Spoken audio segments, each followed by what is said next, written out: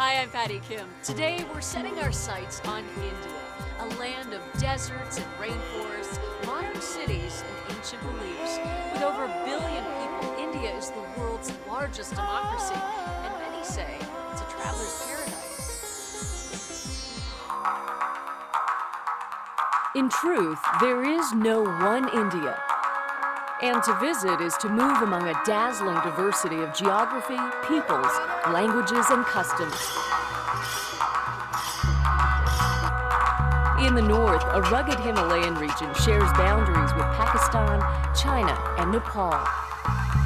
Further south, mountains give way to plains and jungles, vast deserts in the west, and in the east, monsoon-laden forests and prolific tea plantations.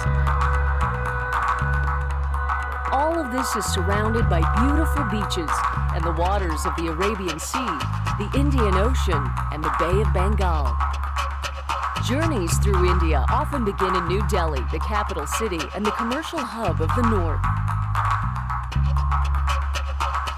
British colonizers adopted this city as their government seat in 1931, choosing a site where successive generations had left temples and mosques dating back to the 11th century. When India gained independence in 1947, it kept New Delhi as the capital, and the city has blossomed. India has been called a land of many faiths, and many travelers come to experience India's religious life, with its epicenter at Varanasi on the banks of the Ganges River. For the country's tens of millions of Hindu devotees, a pilgrimage to this city and a bath in the Holy River are important lifetime goals. And to die here is to have the greatest chance for salvation. Great history has been built, along with a succession of wars and empires that have left their marks, and their monuments too. The Taj Mahal in the northern city of Agra is one of the most famous. It was built in the 17th century by the Mughal Emperor Shah Jahan as a mausoleum for his late wife, who died while giving birth to their 14th child.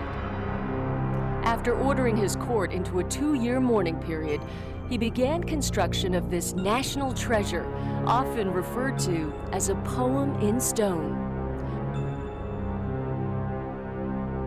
For more striking architecture, head south to the palaces of Udaipur.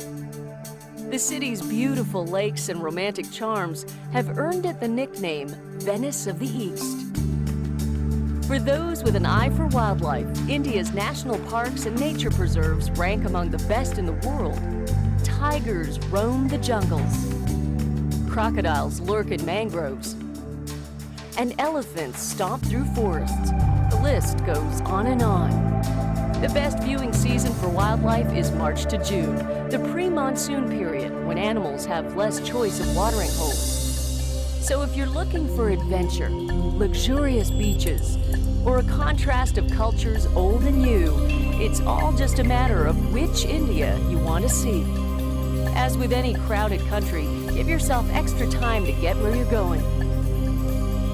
But keep in mind, on any trip, the journey can be just as interesting as the destination.